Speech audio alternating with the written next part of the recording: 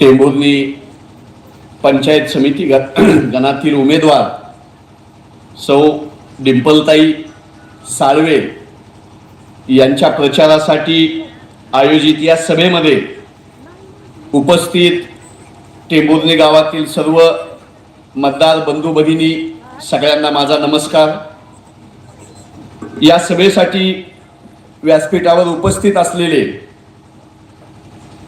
Doctor Rahulji Patil, मोहनरावजी Bobde, हरुणभाई Shaikh, फिरोजभाई Tamboli, Balasahebji Deshmukh, Sandeepji More, आमच्या वहिनी मोनिकाताई, आता ज्यांनी मार्गदर्शन केलं असे माझे बंधू, काँग्रेस पक्षामधील माझे सहकारी, तुमचे लाडके नाना बंटी दादा, ऋषिकेशजी, आमच्यासाठी तुम्ही ऋषिकेशजी आहात। मी 350-400 किलोमीटरचा प्रवास करून ऋषिकेशजींच्या विनंतीला मान देऊन आज टेंभुर्णीमध्ये प्रचाराच्या सभेसाठी आलो। माझे मार्गदर्शक नेते हर्षवर्धनजी सपकाळ साहेब, काँग्रेस पक्षाचे प्रदेश अध्यक्ष, आणि तुमच्या सोलापूर जिल्ह्यासाठी प्रभारी असलेले मोहनदादा जोशी यांनी मला आदेश दिला की नव्या दमाची, नव्या रक्ताची तरुण मंडळी टेंभुर्णीमध्ये आपल्याशी जोडली जात आहेत। पक्षाचा सिंबॉल घेऊन, काँग्रेस पक्षाचा एबी फॉर्म घेऊन, चिन्ह घेऊन ते जनतेच्या प्रश्नावर मैदानात आहात। त्यांच्या सभेसाठी तुम्हाला आवर्जून जायचंय। महानगरपालिका निवडणुकीमध्ये, नगर परिषद निवडणुकीमध्ये आणि आता जिल्हा परिषद पंचायत समिती निवडणुकीमध्ये 250 पेक्षा जास्त सभेसाठी मी वेगवेगळ्या गावी गेलो। पण तुमचं टेंभुर्णी हे पहिलं गाव, ज्या गावामध्ये निवडणुकीच्या प्रचारामध्ये तुम्ही सोनियाजी गांधींच्या बरोबर इंदिराजी गांधी आणि राजीवजी गांधी यांचा फोटो छापलाय। संयोजकांना मी मनापासून आभार मानतो। काँग्रेस पक्ष हा काय आहे, काँग्रेस पक्षाचा इतिहास काय आहे, आणि आता मागच्या 11 वर्षापासून भारतीय जनता पक्ष जो सत्तेमध्ये बसलेला आहे त्यांचं खरं रूप काय आहे, यावर मी तुम्हाला पुढचं एक अर्धा पाऊण तास बोलेन। मंगळवेढा तालुक्यामध्ये लक्ष्मी दहिवडी नावाचं गाव आहे। तिथे माझी आता शेवटची सभा झाली, तिथून मी तुमच्याकडे आलो। जिथे जिथे माझी सभा असते तिथे तिथे भारतीय जनता पक्षाची मंडळी MSCB वाल्यांना सांगून निम्या भाषणामध्ये लाईट बंद करतात। इतकी माझ्या भाषणाची दहशत असते। दहिवडीमध्येही त्यांनी लाईट बंद केली। तो आवाज आला म्हणूनच, तो मागे जनरेटरचा आवाज आला म्हणून मला हे सांगावं वाटलं। जनरेटर जरी ठेवलं नसतं तुम्ही आणि लाईट गेली असती तर माझी सभा चालू असताना लाईट बंद करण्याची किंमत काय चुकवावी लागते, दहिवडीच्या MSCBच्या ऑफिसरला आज जाऊन विचारा। एकच मिनिट फोनवर बोललो, अधिकाऱ्याला विनंती केली की बाबा पोलीस परवानगी काढलेली सभा आहे, निवडणूक आयोगाची परवानगी घेतलेली सभा आहे, लाईट बंद करू नका, आमदाराचं ऐकू नका, इकडचा दिवस इकडे जायला वेळ लागत नाही, इकडची सावली तिकडे जायला वेळ लागत नाही, कधी काय येईना, पण ज्या दिवशी काँग्रेस पक्षाचं सरकार येईल तो तुझ्या नोकरीचा शेवटचा दिवस असेल। आईच्यान सांगतो, अर्ध्या मिनिटामध्ये लाईट आली, अर्ध्याच मिनिटात लाईट आली। त्यामुळे तुमच्या सभेला लोकांनी जाऊ नये म्हणून ज्यांनी ज्यांनी कुणी फोन केले ती लोक उद्या तुम्ही निवडून आल्यानंतर गुलाल लागलेली तुमची मिरवणूक आपल्या आपल्या घरामध्ये बसून मोबाईलवर बघायलेली असतील। मी तुम्हाला शब्द देतो,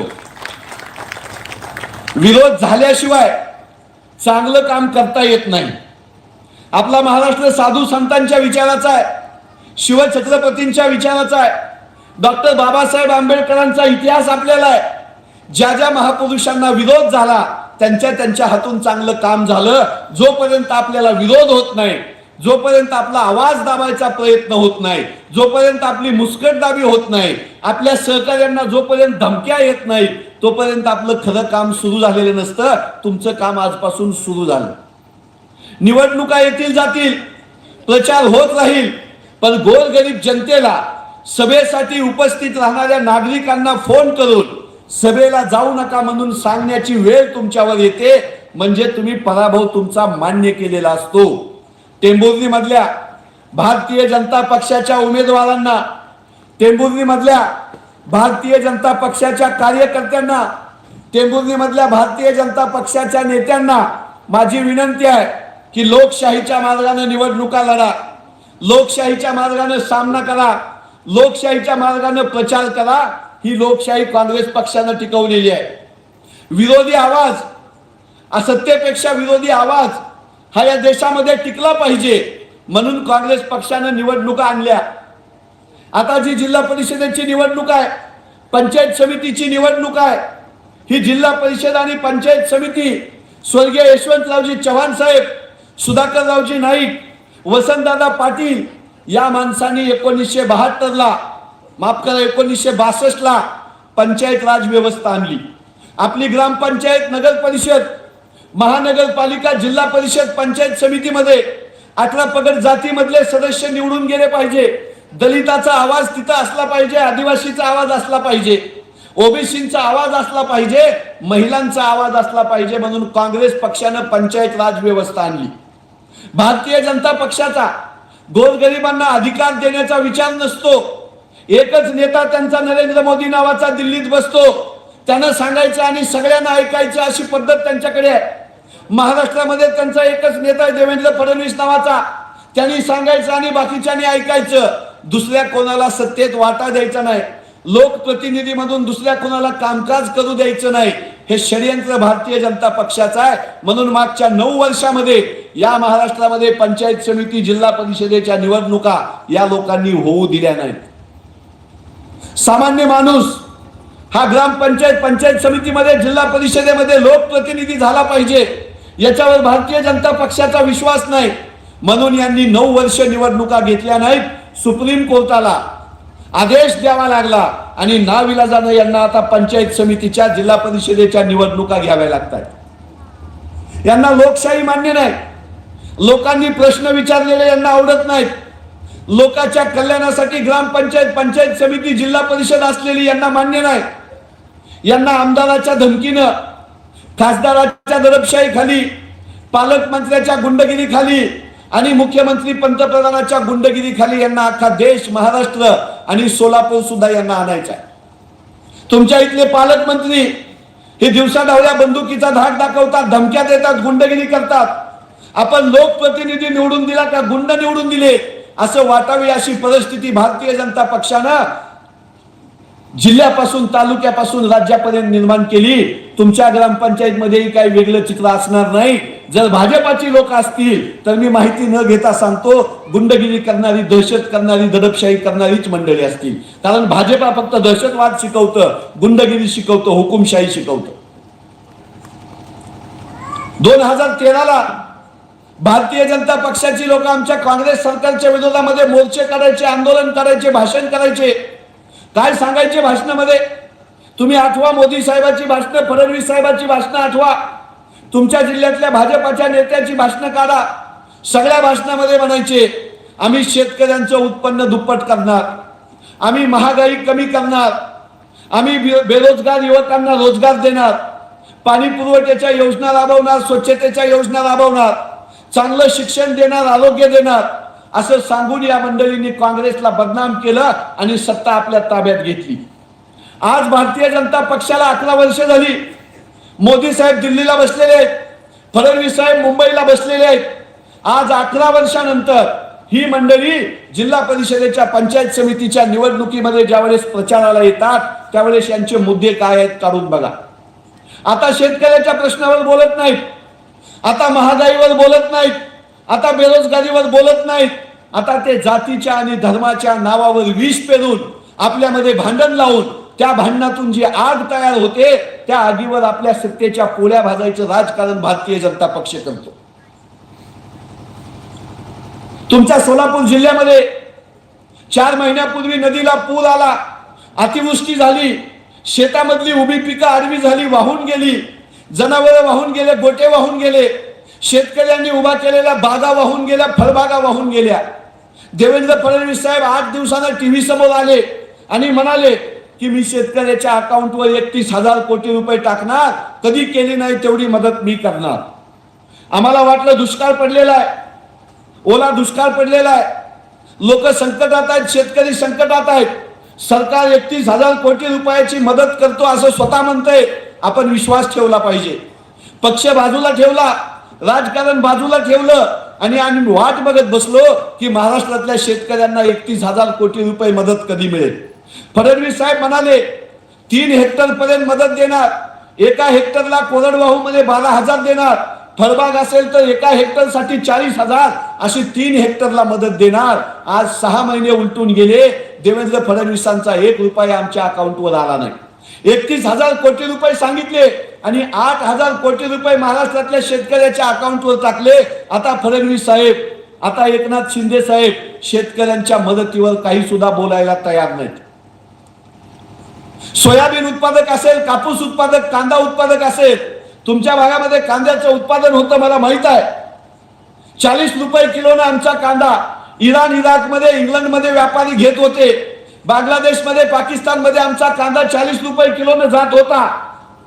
मोदी साहेबाच्या, फडणवीस साहेबाच्या पोटात दुखायचं काही कारण नव्हतं, पण शहरामधल्या लोकांना कांदा स्वस्त भेटला पाहिजे म्हणून आमचा कांदा परदेशात जात होता, त्याच्यावर निर्यात बंदी लादली. एका दिवसात 40 रुपये कांद्याचा भाव 2 रुपये, 3 रुपये, 4 रुपये किलो झाला. आमच्या खिशावर दिवसा डवळ्यात दरोडा या लोकांनी टाकला. 2013ला पंकजाताई मुंडे असतील, विनोद तावडे, राजनाथ सिंग, ते शेतकऱ्यांचा नेता पाशा पटेल, ही मंडळी दिंडी काढायची आणि सोयाबीनला 8,000 रुपये हमी भाव द्या म्हणायची. 2014 पासून आता 2024 पर्यंत 11-12 वर्ष झाले यांचं सरकार आहे. 2014ला काँग्रेसच्या काळात 6,000 रुपयाने आम्ही सोयाबीन विकलं. आज या 11 वर्षानंतर मोदी सरकारच्या, फडणवीस सरकारच्या काळामध्ये 3,400, 3,600 रुपये, 3,800 रुपये, 4,000 रुपये सोयाबीनचा भाव आहे. सोयाबीनच्या शेतकऱ्याला फसवलं, कांद्याच्या शेतकऱ्याला फसवलं. शेतीमध्ये आम्हाला जी उत्पादन घेण्यासाठी खतं लागतं, बियाणं लागतं, अवजारं लागतात, त्या अवजारावर सुद्धा 18%, 25% जीएसटी बसवला आणि आमच्या शेतकऱ्यांचा खिसा मारला. शेतकऱ्यांना फसवलं. मग युवकांच्यासाठी नंबर आला.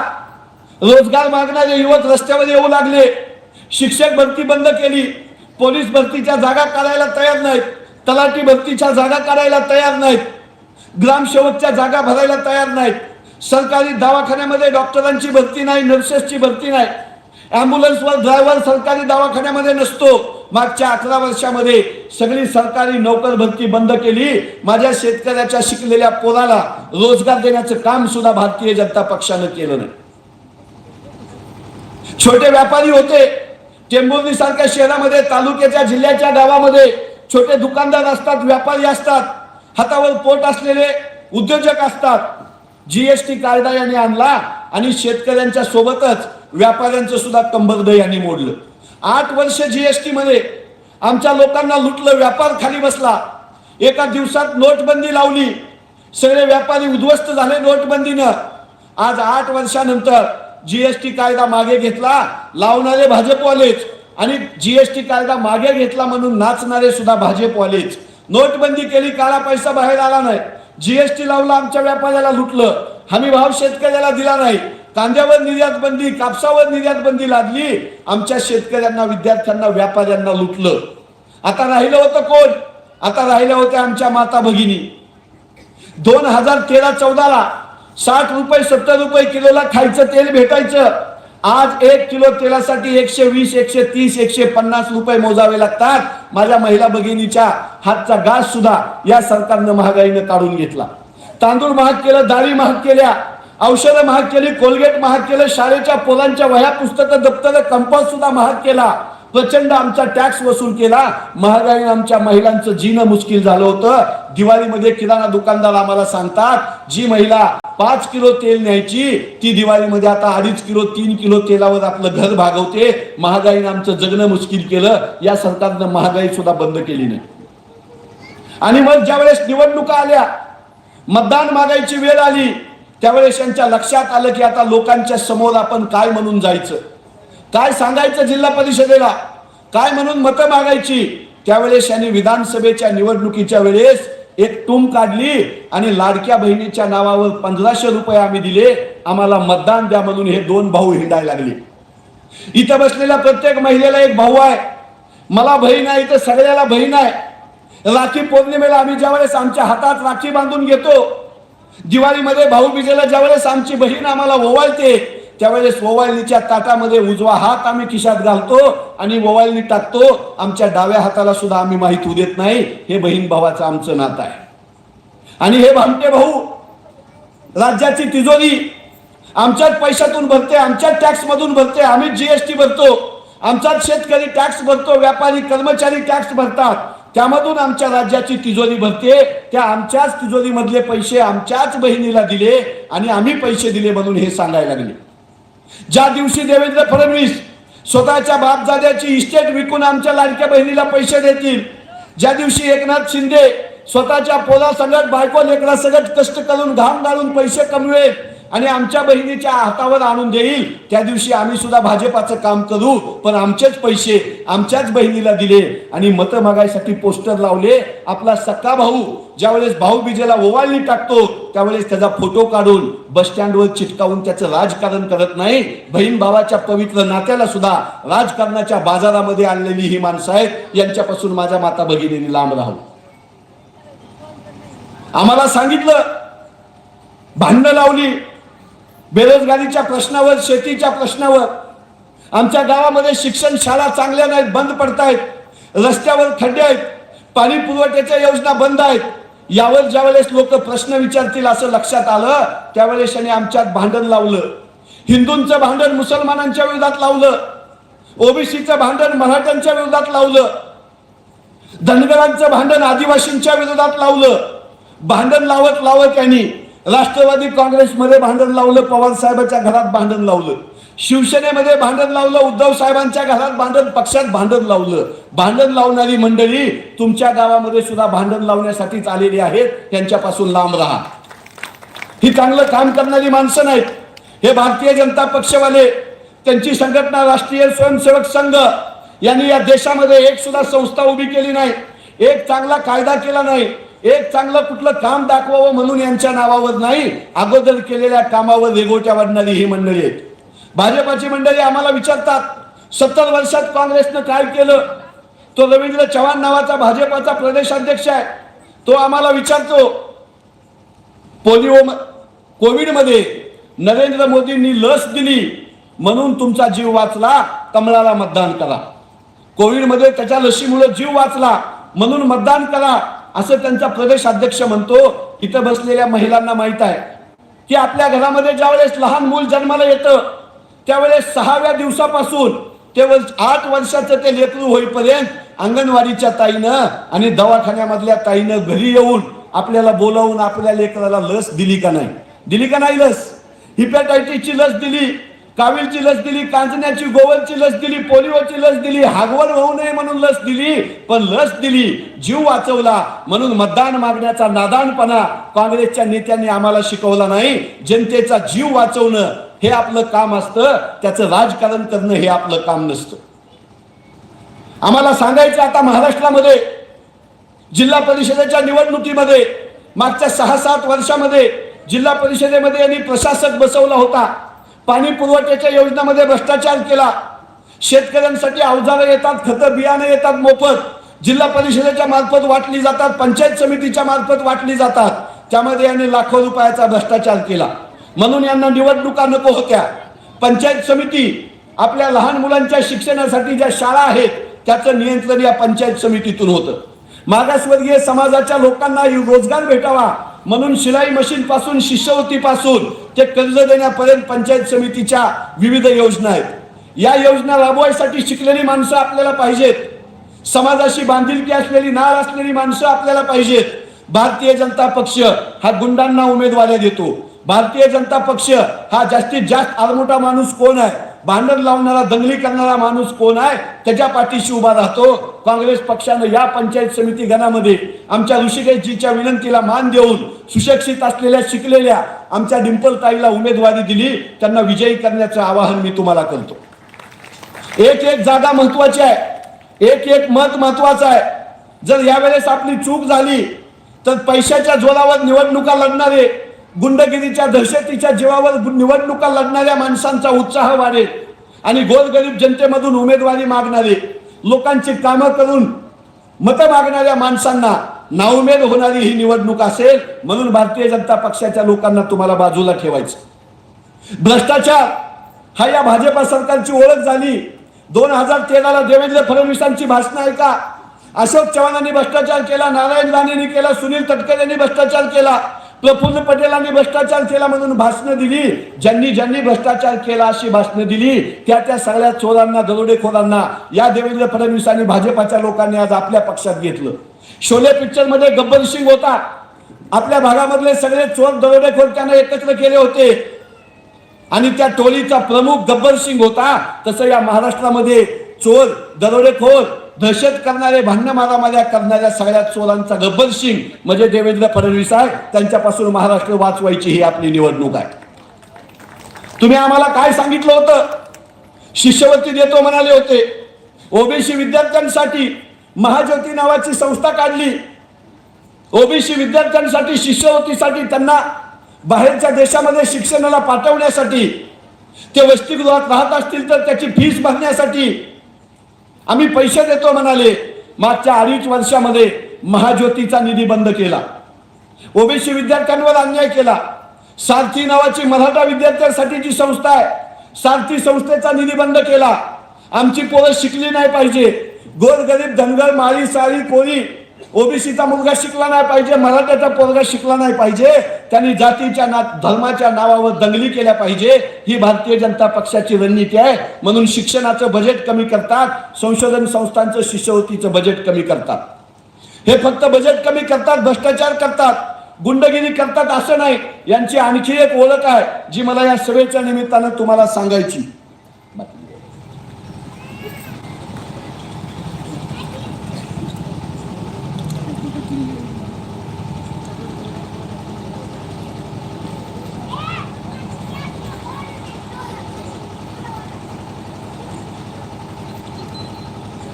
आपल्या महाराष्ट्राची ओळख ज्या छत्रपती शिवाजी महाराजांच्या नावानं होते, त्या छत्रपती शिवाजी महाराजांबद्दल भगतसिंग कोश्यारी नावाचा भारतीय जनता पक्षाचा कार्यकर्ता असलेला एक म्हातारा माणूस भर सभेमध्ये म्हणाला की समर्थ रामदास नसते तर तुमच्या शिवाजीला कोण ओळखतो. हे भगतसिंग कोश्यारीचं वाक्य आहे. पुण्याच्या सावित्रीबाई फुले पुणे विद्यापीठामध्ये सावित्रीबाईंचं स्मारक उभा राहत होतं, पुतळ्याचं उद्घाटन होतं. राज्यपाल म्हणून या भगतसिंग कोश्यारीला तिथं उद्घाटनाला बोलावलं तर माझ्या सावित्रीबाईच्या, आमच्या आईच्या उद्घाटनाला, पुतळ्याच्या उद्घाटनाला हा माणूस भाषण करताना म्हणाला की लहान वयामध्ये ज्योतिबांचं सावित्रीचं लग्न झालं, एकांतामध्ये ही लहान मुलं काय करत असतील. इतकं अश्लील बोलणारा, वाईट बोलणारा, विखारी बोलणाऱ्या भगतसिंग कोश्यारीला, शिवाजी महाराजांचा अपमान करणाऱ्या, सावित्रीबाईंचा, जिजाऊंचा अपमान करणाऱ्या, महात्मा फुलेंचा अपमान करणाऱ्या या भगतसिंग कोश्यारीला नरेंद्र मोदी, देवेंद्र फडणवीस नावाच्या माणसांनी 26 जानेवारीला पद्मभूषण पुरस्कार देऊन सन्मानित केलं. ही यांची नियत आहे, ही यांची ओळख आहे. तो गिरीश महाजन नावाचा कमरेला पिस्तूल अडकावून मंत्रालयामध्ये हिंडणारा एक मंत्री आहे. 26 जानेवारीला हा गिरीश महाजन ध्वजारोहण करत असताना छत्रपती शिवाजी महाराजांच्या नावाने घोषणा देतो, आम्हाला आनंद झाला. संभाजी महाराजांच्या नावाने घोषणा देतो, आम्हाला आनंद झाला. पण डॉक्टर बाबासाहेब आंबेडकरांचं नाव घेण्याचं त्यानं टाळलं. एखादा माणूस भाषणाच्या ओघामध्ये विसरू शकतो. आमची एक सरकारी भगिनी उठली आणि तिने आठवण करून दिली की बाबासाहेब आंबेडकरांनी संविधान लिहिलेलं आहे, राज्यघटना लिहिलेली आहे, त्यांची तुम्ही आठवण का करत नाही. तर या माणसानं बाबासाहेबांचं नाव घ्यायचं पुन्हा टाळलं आणि मीडिया समोर येऊन काय म्हणाला की एखाद्याचं नाव घ्यायचं राहिलं तर एवढा काय गोंधळ करायचा आहे. भारतरत्न परमपूज्य डॉक्टर बाबासाहेब आंबेडकरांचा उल्लेख हा महाजन, भाजपाचा मंत्री, एखादा माणूस असा करतो. सुधांशु त्रिवेदी नावाच्या माणसानं शिवाजी महाराजांविषयी वाईट बोलला. प्रशांत कोलटकर शिवाजी महाराजांविषयी वाईट बोलला. राहुल सोलापूरकर शिवाजी महाराजांविषयी वाईट बोलला. ही सगळी मंडळी भारतीय जनता पक्षाची आहे. अहिल्यादेवींचा पुतळा मनकर्णिका घाटावर, वाराणसीच्या नदीच्या किनाऱ्यावर ह्याने बुलडोजर लावून पाडला. अहिल्यादेवींनी जी स्मारकं उभा केली, मंदिरं उभा केली, ते पाडण्याचं काम भाजपवाल्यांनी केलं. शिवाजी महाराजांच्या विरोधी विचारांची, बाबासाहेबांचा अपमान करणारी, सावित्रीबाई फुले, महात्मा फुलेंचा अपमान करणारी, अहिल्यादेवींचा पुतळा पाडणारी औलाद म्हणजे ही भाजपाची औलाद आहे. यांना महाराष्ट्र धर्म काय असतो आणि महाराष्ट्र काय आहे हे आपल्याला येत्या निवडणुकीमध्ये दाखवून द्यायचं. आता निवडणुका लागल्या, दडपशाहीचं, गुंडगिरीचं, दहशतीचं सत्र अख्ख्या महाराष्ट्रात सुरू आहे. पोलिसांच्या बंदोबस्तात पैसे वाटले जातात. आमच्या उमेदवारांना खोटे गुन्हे दाखल केले जातात. आमच्या सभांना लोकांनी गेलं नाही पाहिजे, बसलं नाही पाहिजे म्हणून धमक्या दिल्या जातात. आमची सभा चालू असताना लाईट बंद केली जाते. पण यांना मला सांगायचंय की 150 वर्ष ज्या इंग्रजांनी या देशावर राज्य केलं त्यांना पळवून लावलेली काँग्रेसची आम्ही बियाची कणसं आहोत. ऋषिकेश बोबडे सारखा माणूस इथं उपस्थित आहे. कुठल्याही गुंडगिरीला, दहशतीला घाबरायचं कारण नाही. पंजाबमध्ये खलिस्तान्याने आंदोलन केलं. खलिस्तान नावाचा वेगळा देश करायची भाषा केली. माझ्या इंदिराजी गांधींनी खलिस्तान्यांचा निपात केला. त्या खलिस्तान्यांनी माझ्या इंदिराजी गांधी यांचा जीव घेतला, तरी राजीव गांधी मागे हटले नाहीत. राजीव गांधींचा जीव दहशतवाद्यांनी घेतला, तरी सोनियाजी गांधी मागे हटल्या नाहीत. सोनियाजी गांधी यांची बदनामी केली, तरी राहुलजी गांधी, प्रियंका गांधी मागे हटल्या नाहीत. प्रियंका गांधी, राहुलजी गांधी मागे हटले नाहीत. त्यांचेच आम्ही सैनिक आहोत. धर्मवाद्यांना, जातीवाद्यांना, भ्रष्टाचार करणाऱ्यांना, खोटं बोलणाऱ्यांना आपली जागा दाखवायची वेळ आहे. आता भाजपाची मंडळी फिरतायत. जिल्हा परिषदेत काय करणार सांगत नाहीत, पंचायत समितीत काय करणार सांगत नाही. देवाच्या आणि धर्माच्या नावावर पंचायत समितीला, जिल्हा परिषदेला सुद्धा मतं मागतात. प्रभू रामचंद्राच्या नावानं मतं मागतात, जातीच्या नावानं मतं मागतात. माझं साधं म्हणणं आहे, इथं जुनी जाणती ज्येष्ठ मंडळी बसलेली आहेत. भारतीय जनता पक्षाचा जन्म होऊन 35 वर्ष झाली. ते ज्यांना आई म्हणतात त्या राष्ट्रीय स्वयंसेवक संघाची निर्मिती होऊन 100 वर्ष झाली. मग ही भाजपाची 35 वर्ष आणि RSSची 100 वर्ष. त्याच्या अगोदर आम्ही हिंदू नव्हतो का? त्याच्या अगोदर आमची प्रभू रामावर श्रद्धा नव्हती का? त्याच्या अगोदर आम्ही देवधर्म करत नव्हतो का? भारतीय जनता पक्षाने आम्हाला देवधर्म शिकवायचा. कोण आहे आज भारतीय जनता पक्षात? एकेकाळी भारतीय जनता पक्ष अटलजीच्या नावानं ओळखला जायचा, सुषमा स्वराजांच्या नावानं ओळखला जायचा, लोकनेते गोपीनाथरावजी मुंडे यांच्या नावानं ओळखला जायचा. आज भारतीय जनता पक्ष नवनीत राणाच्या नावानं ओळखला जातो. 4 पक्ष बदलणाऱ्या नितेश राणेच्या नावानं भाजपा ओळखला जातो. आज भारतीय जनता पक्ष गोपीचंद पडळकरच्या नावानं, चित्रा वाघच्या, दरेकरच्या नावानं ओळखला जातो. आज भारतीय जनता पक्ष माझ्या काँग्रेस पक्षामध्ये कोपराला वगळीस्तोवर वरपून भ्रष्टाचार केलेल्या त्या जयकुमार गोरेच्या नावानं ओळखला जातो. जुनी भाजपा आजची भाजपा नाही मित्रांनो, ही चोरांची टोळी आहे, दहशतवाद्याची, गुंडांची टोळी आहे. त्यामुळे त्या भाजपाची आणि ह्या भाजपाची तुलना करू नका. रामाच्या नावानं आम्हाला मतं मागता.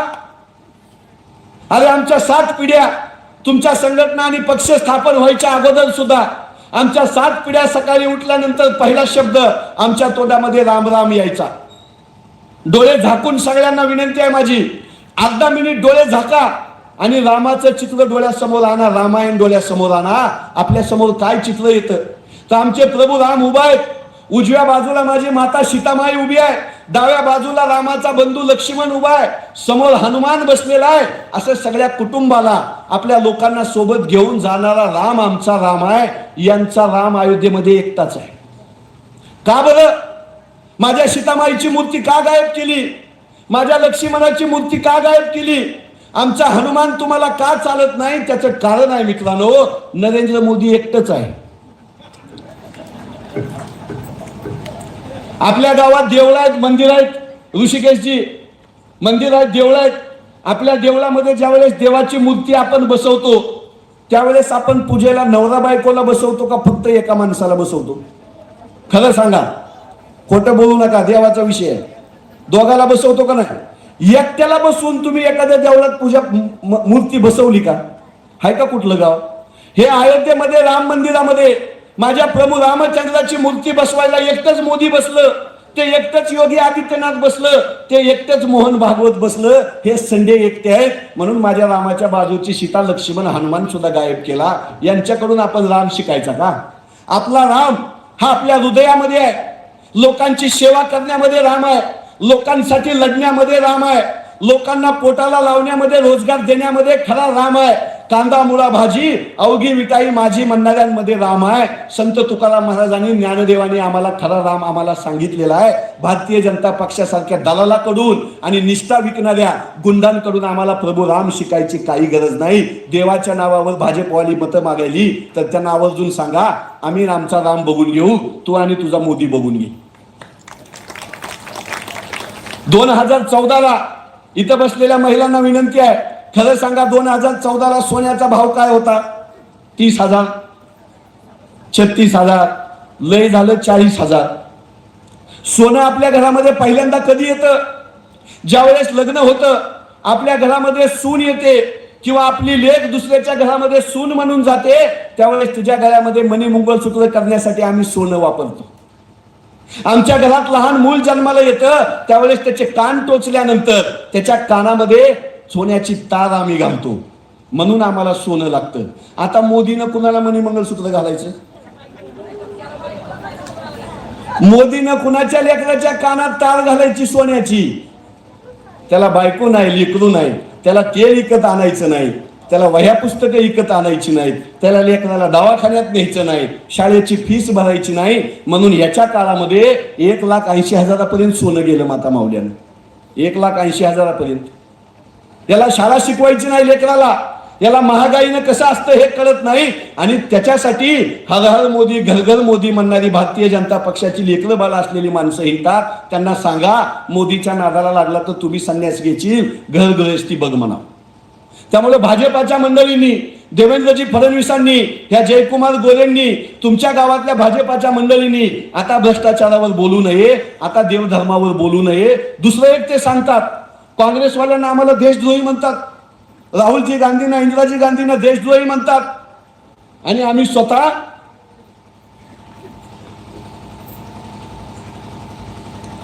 बघा, अख्ख्या शहरातली लाईट गेली की नाही बघा ना.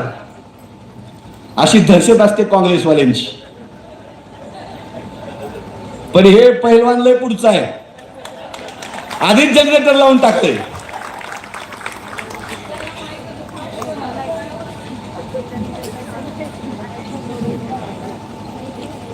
ऋषिकेशजी, तुमच्या आशीर्वादानं सगळ्याच्या चुकून काँग्रेसचं सरकार यावं देशात, राज्यात. कर्मचारी फक्त कोण कोण आहेत लिहून ठेवा, लिहून ठेवा.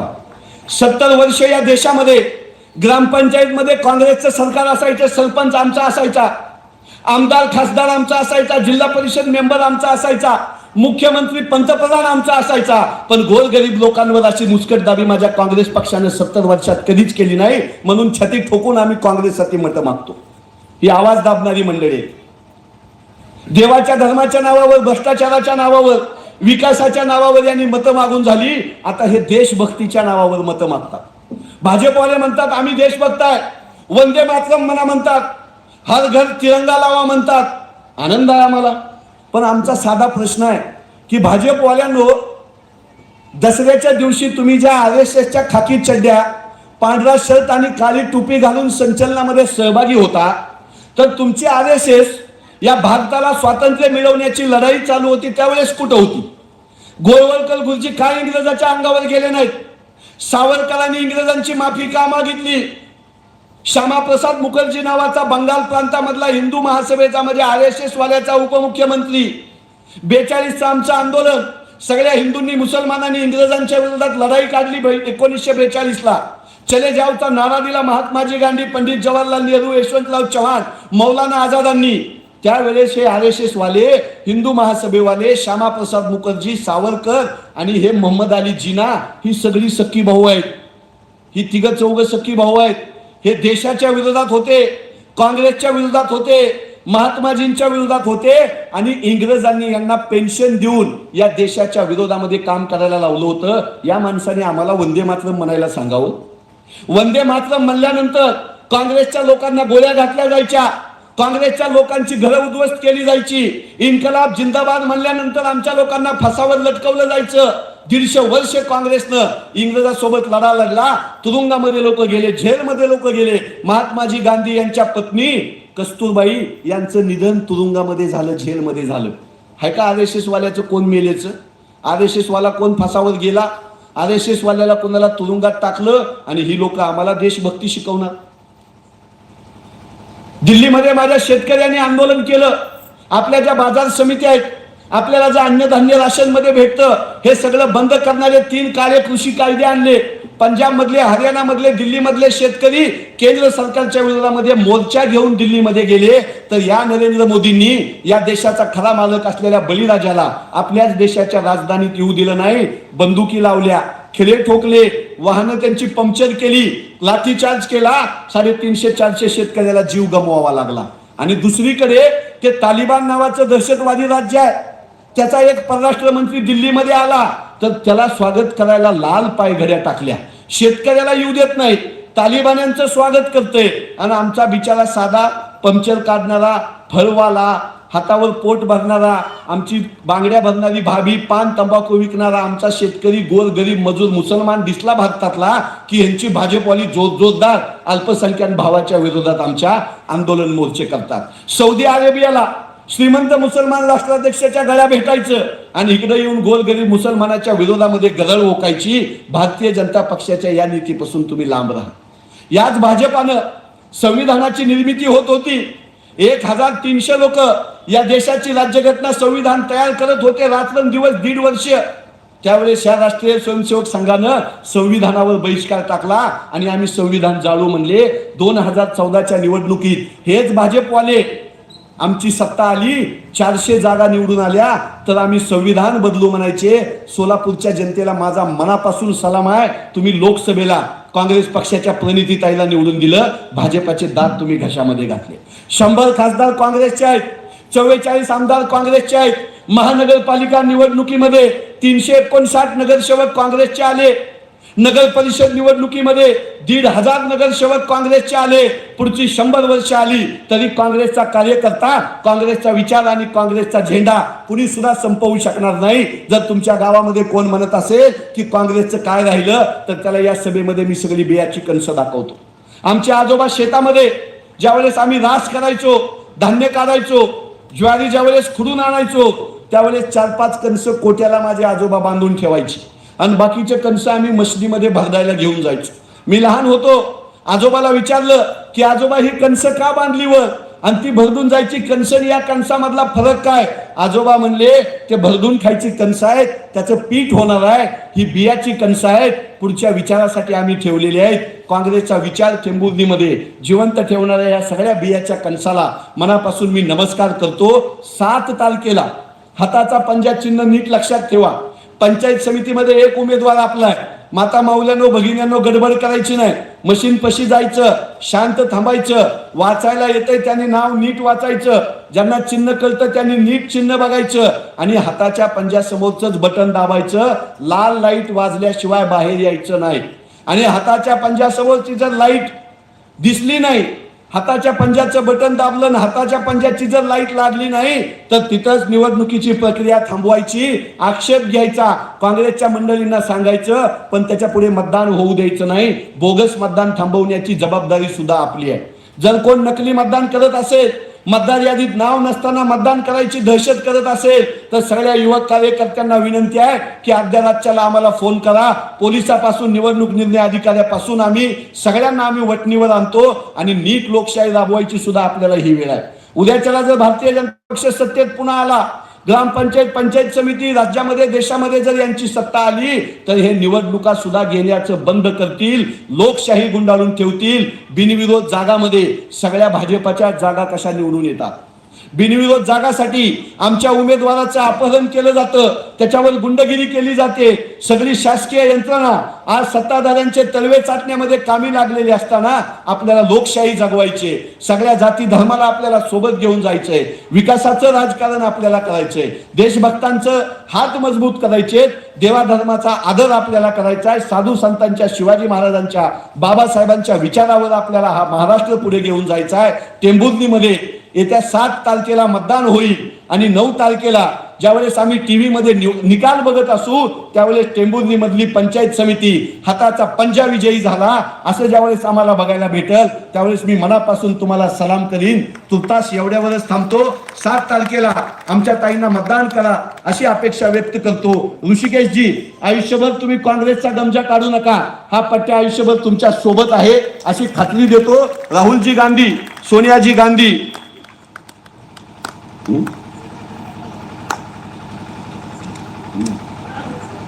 राहुलजी गांधी, सोनियाजी गांधी, हर्षवर्धन दादा सपकाळ ही माणसं आम्ही भिणारी माणसं नाही, आम्ही घाबरणारी माणसं नाही. तुम्हाला काँग्रेस पक्षाला हे किती त्रास देतात हे सांगितलं तर विश्वास बसायचा नाही. निवडणुकीमध्ये 6-6, 7-7 हजार कोटी रुपये हे नरेंद्र मोदी भाजपासाठी खर्च करतात. आमच्या काँग्रेस पक्षाला ज्या काय तुटपुंज्या देणग्या मिळतात त्याचे सुद्धा बँकेचे अकाउंट हे सील करतात.